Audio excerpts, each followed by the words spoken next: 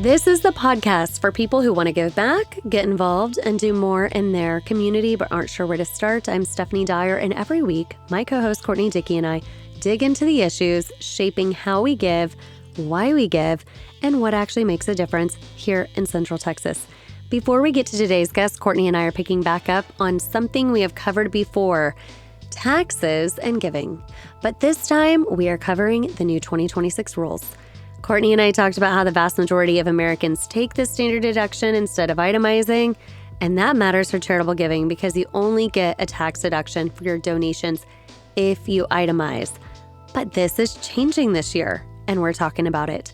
But what I didn't get to mention during our chat is that the SALT cap, or state and local tax, which for us Texans includes property taxes, just went up to $40,000 under the One Big Beautiful Bill Act. That is a meaningful jump from where it's been, which was $10,000 in 2025, and it could push more people towards itemizing than we've seen in recent years. And more itemizers means more people with a direct tax incentive to give. But this year, there is a floor. More to come. So if you've been on the fence about charitable giving as a line item in your budget, this is a worthy conversation and a worthy discussion afterwards with your CPA. Also, I mentioned the IRS. I had recalled had maybe 6 directors since the start of the new administration. The actual number is 7. 7 different individuals serving as commissioner or acting commissioner since Trump entered his second term. 7. Okay, now, today's interview, I sat down with Jill Gonzalez, Executive Director of Women's Storybook Project. If you haven't heard of WSP, they bring volunteers into Texas prisons to record incarcerated women reading books to their children.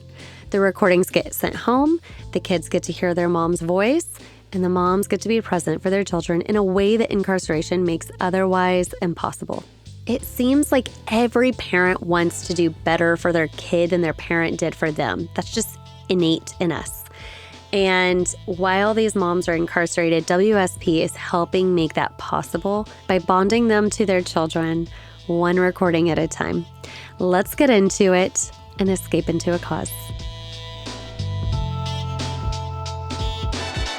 Hey, Courtney. Hey, Steph. Today we are going to talk about tax strategy and giving. Such an exciting topic, says the non-accountant. Yes. It may be not exciting, but important to know. Worthwhile. Yeah, agreed. After this, we are going to talk to Women's Storybook Project. Such a great organization. Yeah, I'm really excited. They were a project initially through Junior League, or does Junior League? No, Junior League just shows up, and it's one of their philanthropies. Yep, that's correct. And not initiated by the Junior League, one of our community projects that we give funds and volunteers to. And one of my favorite stories there is one of our Junior League members who volunteered there fell in love with it. She also has a financial background and chose to independently volunteer there and then join the board. And so I love when you get introductions through other nonprofits and find an area of passion. And that one's certainly worthwhile in women's literacy, especially for the incarcerated population, but also bringing in families and trying to stop that cycle. Yeah. Yeah. I love it. I'm a big reader and just love the whole children and their parents and their moms, especially, and bonding them through reading. So positive influence. Absolutely. Love it. Okay, let's talk taxes first. Okay, taxes. I should inform people with a disclaimer that this is not tax advice. This is not financial advice. Go to your financial advisor or your CPA. It is almost tax day. Isn't that crazy? I know. Yeah. Okay, starting in 2026, some rules have changed, and that's why I think this is an important topic. Agreed. Okay, from your point of view, what is the percentage of people who take the standard versus itemized deduction? You understand the difference? Yes. Every taxpayer Explain. It has an election. Has an election and As takes to whether or standard not. Or itemized. Standard is flat and differs whether, I think, just married. I am a CPA that got my master's in taxation. It changes every year. But I don't. Yeah. I don't do tax anymore. Yeah. And Itemized really only makes sense if you have enough itemized line items to deduct, which the IRS is very specific on what you can deduct. Mm-hmm. And those line items could be either cash donations or in kind. So if you think about the things that you drop off at Goodwill, and then you have to put a valuation attached to those items. And That's right. It's definitely more paperwork intensive, if you will. Yes. Yeah.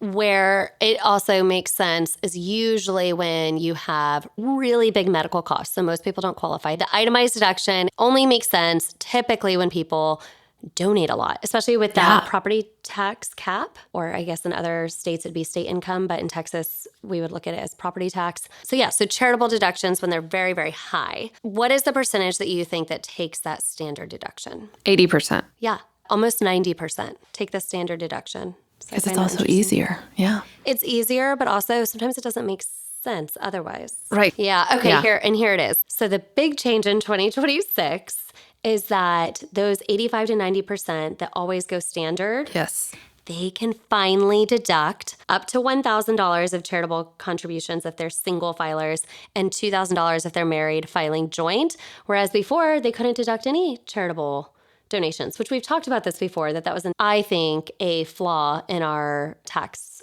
regulations. It was limiting. Absolutely. Yeah, absolutely. So now, if you're married filing joint, go give $2,000 easily if you can. Yep. Knowing that you're going to get that tax deduction, even if you go with a standard deduction. And that is the 2026 tax year. So that would be the taxes that you're paying at the beginning, Q1 2027. Is that correct? That's right. Okay, good. So think about it as your spend in 2026. So we can plan now. That's right. Yes. Exactly. Love that. And then you and I talked to Piper about this in the past, that it's unfortunate that standardized taxpayers do not get the benefit of giving to charities. And now you can track it. Yeah. And absolutely. And it's to your benefit to do so, where it used to be just a default. Right. Yeah. And so it's above the line deduction, meaning it reduces taxable income, even if you don't itemize, which was not there before 2026. Yes. Okay. For people who itemize, the rules move in the opposite direction. We actually aren't being as generous with the 10 to 15% of those that itemize. Now they only count after you clear a new 0.5% of income floor. So let's just talk about this real quick. So if your adjusted gross income, your AGI, is $200,000, the first $1,000 you donate doesn't reduce your taxes at all, right? 0.5% of $200,000 is $1,000. You only get to deduct what you donated more than $1,000. Over that amount. That's correct. Which before you could deduct it all. Yes. Which means you're 90% of standard deduct. That's going to go up to like 98%. Isn't that interesting? I know. I feel like for those that are standard, they wanted to see a benefit of donating. But it's almost like the itemized, they're having to compensate for it. Mm-hmm. I wonder if they sort of took a microscope to that population of 10% and said, okay, what's really in here? What's really happening? And what's the behavior that we want to incentivize? I don't know. It's interesting. Still, what hasn't changed, 60% AGI cap for cash donations to nonprofits. So you can only donate up to 60% of your adjusted gross income in any given year. And that remains the same. Yep. Okay. Lastly, I find this interesting. High-income donors also see a smaller tax benefit per dollar. The value of itemized deductions for top bracket taxpayers is capped at 35% down from 37%. So a 2% difference. I don't know. So it sounds like it makes an impact for the very rich. Well, I think that's probably on trend for the current administration and any changes to the tax law. I don't know if I understand all of the changes under the current administration, but I think we went through like 6 directors of the IRS under the current administration. Yes, it tends to be a bit of a rotating. Yeah, I'm going to have to fact check that. Yeah. Okay, so strategies will become more important. And the ability to deduct cash gifts up to 60% income, that still applies after clearing the new floor. So I think the real key takeaway isn't about percentages, and it's about mindset. The tax code is no longer designed to reward casual, accidental generosity. It rewards people who decide how they want to give and then plan accordingly. So I guess everyday donors maybe just track your intentional up to the new cap. But I say track more. Don't think of everything as a tax donation or a tax deduction. Yeah. One more note is that corporations also see a cap that I don't love. Corporations are only entitled to deduct charitable contributions to qualified charities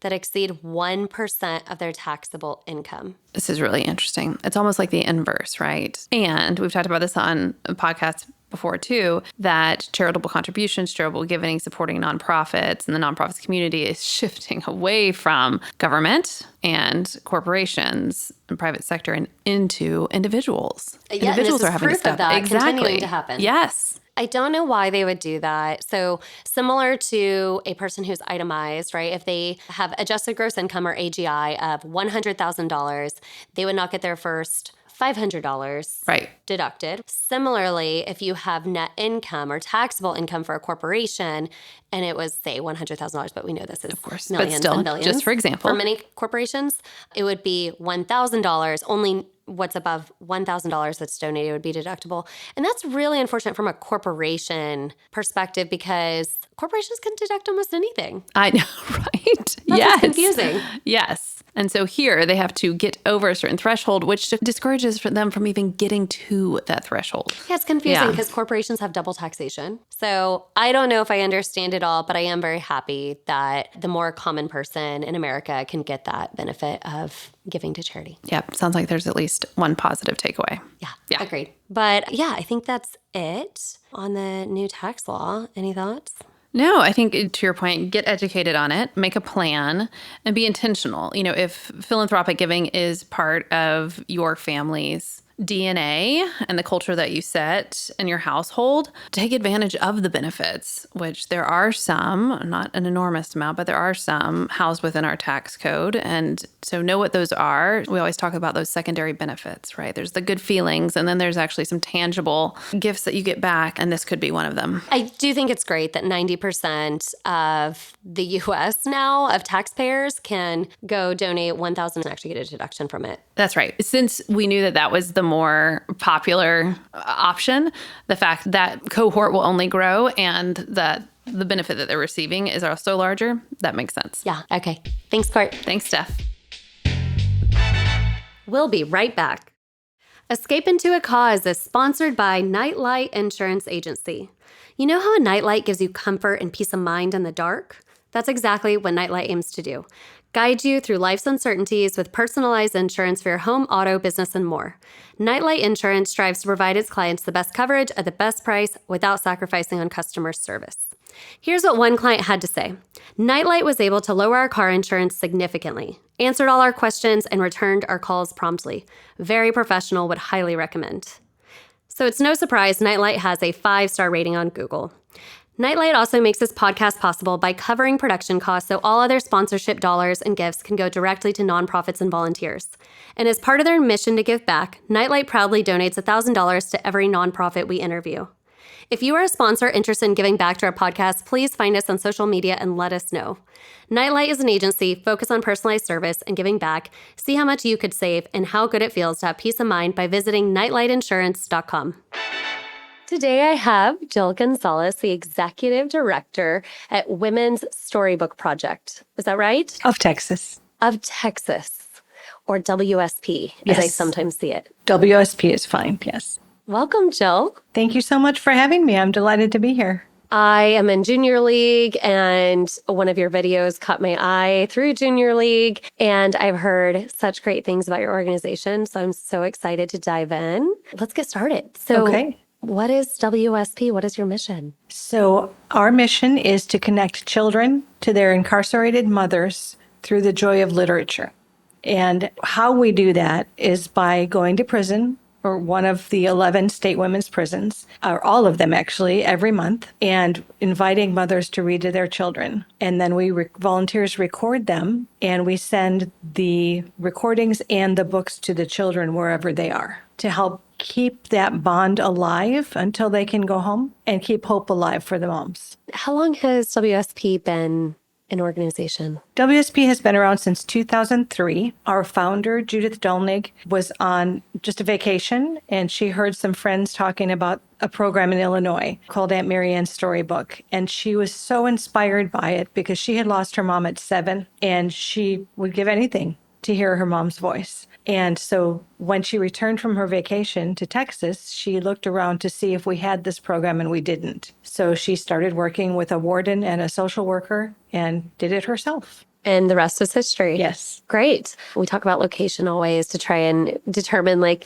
can our listeners show up? And you said 11 state prisons. Is there an office in Austin? We do, but in fact, we have a brand new office on 51st and I-35 at the For the City Center. It's a small office because the work doesn't happen there. I mean, our work happens there, but the program work happens in the field. And so every prison is a little bit of a drive, because they're not located in Austin. So we've got locations in Lockhart, in Burnett, Gatesville, Marlin, which is about an hour east of Waco. And then we have Dayton, which is east of Houston, but we've got more volunteers over there from Houston. So about what is the drive each way? It's about an hour to an hour and a half, depending on where you live. Lockhart is pretty close, 45, 50 minutes. But if you're going to Marlin or Gatesville, it's an hour and a half. Okay. And of course, we're going to dive into later about volunteering and how you can show up.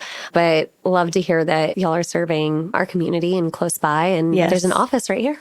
There is. It's really wonderful. And I was wearing a shirt the other day for Storybook, and it's got dots all over the back. It's the state of Texas on the back with all these dots. And somebody said, "Do you serve all those places?" And I said, "We do, because that's where our kids live." So our kids last year lived in 123 counties in Texas and 23 states. Oh, that's so good. That's the impact. That's the impact right there. Yes.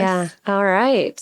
I want to hear more about the impact. Can you dive into some of the programs and the numbers? Sure. So in 2025, we're just preparing our annual report. We served just under 700 children, and that was just under 600 moms. And so we often find that there are about 2 moms per child, but that didn't hold true last year. So it's just about 100 difference. So family size might be shrinking a little bit, or maybe our moms are younger. So the impact is we don't just do it once. This is not a one-off. We ask moms to apply to our program, and once they get in, they have to have 60 days good behavior. They have to have permission to contact their children, and they can't have any offense or CPS case that prevents them from talking or visiting with their child. So once they are in, we show up every month for 6 months in a row. And each time it's a little bit like a Scholastic book fair. And moms come in and they choose books for their child. So by the end of the program, children have received 6 recordings from mom, 6 extra books for whenever mom does a bonding activity, and all the recordings. And the impact of that, of mom's voice, is so strong, of hearing that you're loved and hearing that you're not forgotten, and giving mom hope that she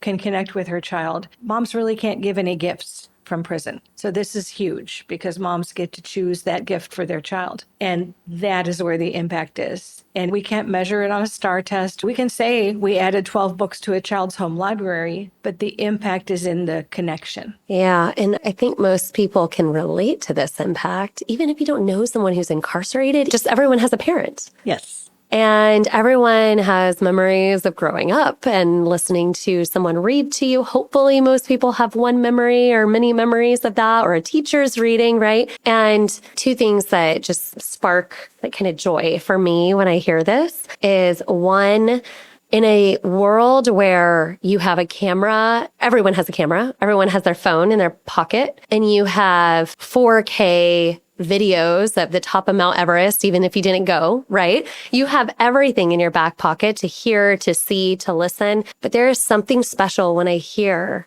like my dad's voice on a voicemail, right? Absolutely. It's just so different than everything that's on your phone, hearing someone's voice, or especially when my children were little, hearing their voices on the other line. Yes. It's a unique feeling I have when I hear a voice that I recognize. There's a wonderful research study out of the University of Wisconsin that wanted to motivate students to do well on a test. And if they reached a certain grade, they were given the choice of 3 rewards. One was a gift card to a restaurant, one was a certificate, and one was a phone call from your mom. And by far the most popular was a phone call from your mom. Because they're away at school, the students are away, but their mom's voice and hearing they did well and that someone was proud of them was by far the greatest motivator. I love that study. It's a great study. I love it too. That reminds me of one more thing is that I probably spend too much time on social media, which I think, are you on social media? Yes, in a limited fashion now. I had to take it off my phone. I know. Everyone has to put guardrails in for themselves. Yes. Yeah. It's powerful. It is. Yeah. It is, but there's such good things. There's good and you just can't get sucked in. But the good that I'm seeing is finally my son didn't get social media until he was 17. And he just got it a few months ago, and he's already like sending me videos that are like these trending videos about how moms are the best. Oh, that's wonderful. And it's really sweet, and they're really comical, and they're fun. Like, people are so creative. I would have never known the world is this Oh, creative. I know, yes. And so they're really cute. They're really fun. And Sure. he sends those to me, and I'm like, oh, my heart. Oh, yeah. That connection of a child and mother is so critical. It is. Okay, enough about me and my thoughts on this. You served 600 children, which is fantastic. But tell us a little bit more. Your organization is really small when it comes to staffing, and you rely on volunteers. Can you speak to that? Sure. So we have a small but mighty staff. When I started, so I've been with Storybook for 8 years. And when I started, there were 2 of us on staff. I was full-time and our operations manager was part-time. She came on full-time with me, and we have built the staff to be 4 full-time people and a contractor. And to me, that sounds huge, coming from 2. But the work that we do, the 4 of us could never serve 11 prisons. And so we have the most dedicated, wonderful volunteers. There are team leaders for each prison. So there will be 2 to 3 team leaders that dedicate themselves to going every month. Now, that's the reason we have the team is sometimes you just can't go. So we have folks who can step in for you. But every month they plan the lesson, make sure the roster is there. We recruit volunteers to go with them. So it's never 2 people at a session. There's always 5 to 6 people because we also need folks to run the recorders. Years ago, Judith started on cassette tapes. We transitioned to CDs, and now we have transitioned to digital recorders. It's very simple. If you can press record and you can press stop, you can volunteer for Storybook. Anyone can do it. Anyone can do it. And so every weekend that we go out, we take 50 to 60 volunteers out to the field to record moms. And it's the best day because this doesn't just have an impact on the moms who are incarcerated. A volunteer and a team leader meet wonderful people, and it gives you a great compassion and a sense for these are moms. They made a mistake. They want to go home after their sentence is finished, and they're just like us. And so it really opens your eyes to both situational things that happen and politics and the carceral system, and then the compassion of the folks who are with you. Love that. I also know, we'll just gloss over this, but it's pretty incredible. You'll have a break-even budget with 6 months reserves. We do. So you're being very thoughtful and responsible with your financials, and with that small staff and large 300 volunteers, y'all are making a lot of impact. We try. Yeah. I was watching y'all's video, and what is it? Is it, they said 80% of women in prison are a mother. Yes. Is that right? Yes. Okay. So you're really connecting those moms. And I did see one really special story, but a mom who was expecting as she was incarcerated and being able to think about those ways to stay connected to her child. Absolutely. And it's really important because sometimes we have moms who say, I'm here, I'm reading to my 3 youngest children. My 3 oldest children don't qualify, but I'm reading to my 3 youngest. Or we've just started serving programs in Houston where we're actually serving moms who just gave birth. So if you give birth in prison and your sentence is short enough so that it's less than 2 years, you can apply for a special program called the Baby and Mother Bonding Initiative. And you can live with your child in a special housing situation. And we go in and have Storybook there and teach moms how to read to their babies because they may not know, and enjoy that experience and do songs and finger plays. And it's amazing when you see a mom watch her child learn and she gets so excited, and nobody did that for her. So it's really thrilling to see that bond begin to grow. I've always told my children, every generation, you want to be better than the last. And I've said that to my children. They joke, oh, well, you're getting better than your parents. We think we'll give you some credit. We can see the improvement. Sure. And then if they ever do anything that's great, I'm like, great, you're doing better than me. That's what I want. I want you to do better than me, right? It's like every generation trying to do better than the last as a parent, as a human, and just being able to help them support that next generation. It's true. And I have great respect for the moms who work their way into the program because not only do they have to have 2 months of good behavior, they have to sustain it through the whole 6 months of the program.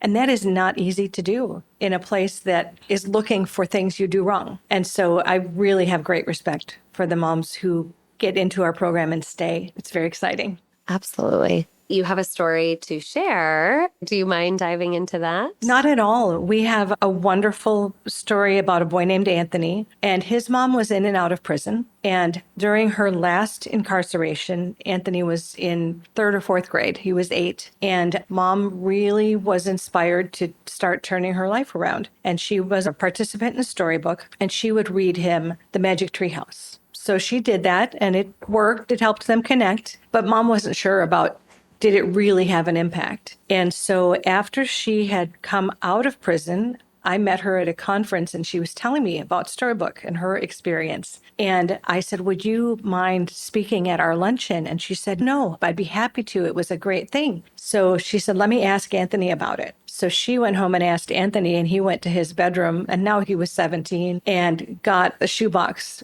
with the cassette tapes and the books of the Magic Tree House. And he said, I never got rid of them. I keep them. And if I'm stressed or if I'm having a hard day, I can go back and put that cassette tape in and hear you reading to me. And I know sometimes you got upset when you were reading, but that was okay because I knew you missed me. And that to me is just a beautiful story because it showcases that, it's not always the first time a mom does a program that she gets better. It takes perseverance. And even if your child doesn't jump up and down and tell you this is the best thing ever, it does make a difference and it sticks with them. And now he's graduated Texas Tech and off doing his own thing. And it just made me so happy that he responded in that way to the program. I love that story. It gets me teary-eyed just It does. thinking about moms and the bond of their children and having to be away from them. And y'all giving this bridge to keep that connection alive is really beautiful.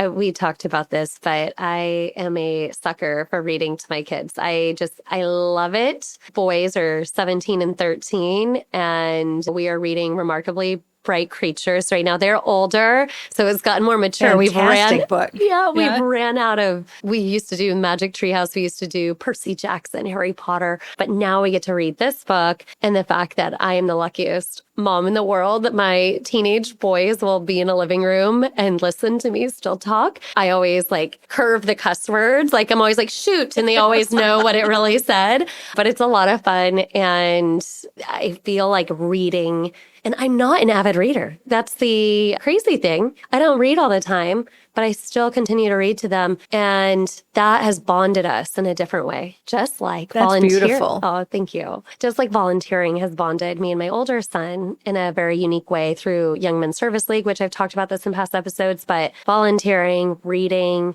finding those things that you can connect with your child. The fact that your organization is providing opportunities for people to volunteer and show up and give, which you always get things back tenfold. Absolutely. And you're providing that connection between moms and children is really special. Thank you for sharing that story. Of course. Okay, Jill, I always ask for a good bragging right. Mm-hmm. Do you have anything? It's not related to WSP. It is something that you feel good about and that you don't mind sharing with us in a world where people brag about things that are superficial. What is something that you've been able to do and show up for? So I have to share with you that this is a tough question, especially for a nonprofit person, because we give so much of our life to our nonprofit.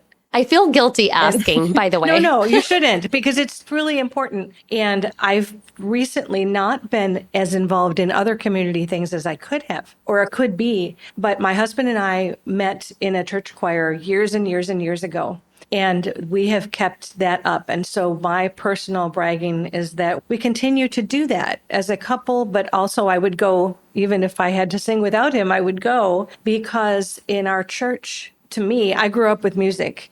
And so music makes such a difference in spirituality to me, no matter what church you happen to be in, or even if you're just in the car listening to the radio, music touches my soul. And so if I can volunteer to help make beautiful music for people who are trying to connect with their higher power or escape from the world for a little bit, or just be calm. That's a wonderful thing. And I enjoy doing that. So that's my personal brag, is that I don't know that I'll ever quit singing. I hope I can sing for a long time and still be good at it. So Jill, you told me also you've been married for a very long time. very long time. How long? 35 years. 35 years. Yeah. That's incredible.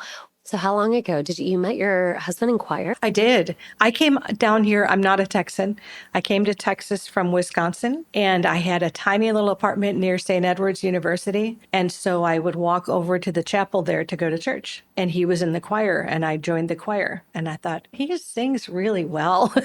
He's kind of cute. And so we started dating in 1990. Wow. So That's way back before the turn of the century. That's amazing. My husband definitely didn't find me through singing, because no one would hear me sing and go, I'm interested in that person. It would be for my other strengths. There you go. I think that's beautiful. And I love that. And you are giving so much of yourself by filling a room with, I mean, that is the one thing. If I could just sing in a room, I'm envious. No, not envious. What's the word? No, envious. Envious. Maybe. Yeah. I don't want to sound like jealousy. I understand, because I would give anything to be able to run a mile. Yeah. I can't do it, but I can sing about it. You can belt a tune. Yeah. Okay. Now I want to give listeners chance for good bragging rights, right? So we want them not to be quiet about their work with WSP. We want them telling people. You're at a cocktail party, stop talking about your remodel. Stop talking about your clothing that you bought for your dog. I don't know what it is.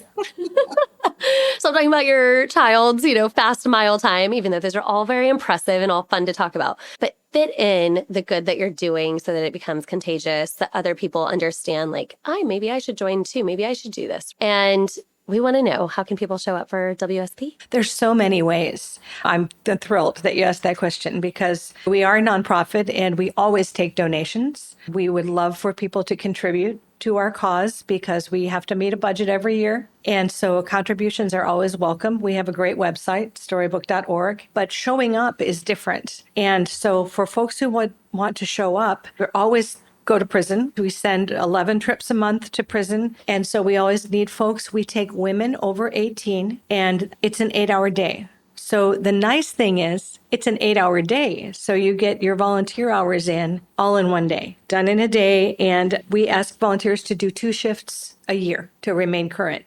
Now, many people do 4 times a year, 6 times a year. They love it. Once they try it, they don't want to stop. And so we have opportunities for folks every month, every second Saturday and third Saturday, and then we have some weekdays as well. But that does take 8 hours, and that's not for everybody. So we do have office shifts at the office, because as you can imagine, with 600 children getting books every month, we go through a lot of books. And so we need people in our office to sort, to label, to shelf. And then we don't want anyone to ever get the wrong recording. So we check the mom's voice, the mom's name, the child's name, the caregiver's name, the address, the recording. All that has to be quality checked before it gets mailed out. That would be the worst. It's to send the wrong, wrong book. You never, ever want to send the wrong book or the wrong mom's voice to a child. And so we're pretty meticulous about checking every step of the way. And then during COVID, we set up a mailing station inside the office so that we can print labels and mail straight from our office. So every week we have volunteer shifts for that. And we have remote shifts for folks who want to do social media or data entry or any number of things. So there's no end to the possibilities of what you could do if you chose to come and support WSP. Y'all are so thoughtful, from protecting the child and making sure that the mom fits certain criteria to connect the child. I think that's so important. And then to do the quality checks to make sure that everything is going out. It seems like it has been 22 years almost? Yes. 22 years of thoughtfulness and improvements and getting the process right. And it sounds like it's working like clockwork, and you just need the people to show up and contribute. Definitely. Yeah, that's amazing. Do you ever have women on the wait list, or what is usually your resource constraint today? That's a great question. We do have women on the wait list. So it took us 20 years to get to every single women's prison because they kept building them. So we finally achieved that goal, and now we've started working with the parenting program in Houston, and we have added a class at the Coleman unit in Lockhart because we did have a waiting list there. There's a lot of turnover in women's prisons, and sometimes at some units the sentences are shorter. There's not always a wait list, but there will always be a need for the program. Volunteers are very what's a good word for this, dedicated to their service at WSP. So we get folks who volunteer for 10 or 15 years. But at some point you have to step away and say, okay, I've done this long enough. Let's give someone else a turn. And so we currently have room for team leaders. Well, people who have been teachers, people who have been social workers are great at that. But we always need volunteers. We always need books as well. We have a great collection of books at our office, and kids want the popular books. So every once in a while, we might get a request for Charlotte's Web, but boy, if we didn't have Dogman, we would be in trouble. Oh my gosh, we've read Dogman. Yes. Everyone has. Reoccurring donations, right? I mean, donations of any kind, but I always say reoccurring. Yes. It means everything for budget time. It does. We've got a couple different levels of recurring donations. We will do fundraising luncheons across the state. So we'll start in Dallas this year. This is your gala, right, Jill? Like, this is your form of your gala. This is your big fundraising event. Yes. And it's a luncheon, so it's not an evening event. But we do them all over the state because we serve all over the state. So if you're in Dallas or Houston or San Antonio, and of course in Austin, please check our website because we have luncheons in March, April, May, and September. And we'd love for you to come and learn more about us and join the Reader's Circle. The Reader's Circle is a pledge of $1,000 or more that is repeated over years. But we also have story starters because, like you said, those monthly donations add up. And if you can become a story starter at the $10 level or the $15 level every month, those donations keep the lights on. They keep us getting our salaries. They keep the program running. So yes, we'd love to have you come to our luncheon. We are very meticulous about keeping it to an hour. And so it's not a burden for anyone. It's also different than a gala. We don't do any auctions or anything like that. So doable. Yeah. And you just spoke to, kind of that, even if you could do $10 a month, right? Just think about it. If you go through all of your streaming and your subscriptions, is there one you can drop to give back? I bet it's an easy yes for a lot of people, right? There's those commercials of, is it Rocket Finance or something, where they're like, you can find out what you can drop. Yes. Yeah. And there you go. If you can budget it already, then it's a good exercise for everyone. Well, and I often say, because it's gotten so pricey, but 2 lattes a month, you could donate $12. Or one cocktail in Austin. Or one cocktail in Austin. Give up one cocktail and become a story starter, and you will change a child's life. Yeah, a lot more impact than those 2 coffees or one cocktail. Thank you so much, Jill. Also, just maybe follow, right? Newsletters, social media, lean in and spread the message. Absolutely. So we have storybookproject.org is our website. We are active on Facebook, Instagram, LinkedIn, and TikTok. And so you can find us on social media, and we'd love for you to learn more about us. You can come to the office at I-35 in St. John's and take a visit or just give us a call. We'd love to talk to you about what we do and about how connecting through a storybook really makes a difference in a mom and child's life. Thank you, Jill. What y'all are doing is so, so special. Thank you so much. This has been lovely. Everyone show up for WSP, and I'll talk to you soon, Jill. Thank you so much. And that's a wrap on today's episode. Talking to Jill had me thinking about reading and who read to me growing up, the people whose voices I can still hear if I close my eyes. And it made me reflect on how that carries forward the books we read to our kids, the voices they'll remember. There is something about a person's voice that just carries weight in a way that a text message never will. It's why we get excited when we find out who's voicing a character in an animated movie, like when my son Connor the other day, who said, "Oh, I think that sounds like Gru from Despicable Me." Yes, Steve Carell does Michael Scott and Gru from Despicable Me. It's why a voicemail from someone you love hits differently than a missed call. Voice is presence. And for the kids whose moms are part of Women's Storybook Project, that recording isn't just a book. And of course, Jill shared this story that I loved about Anthony and his mom.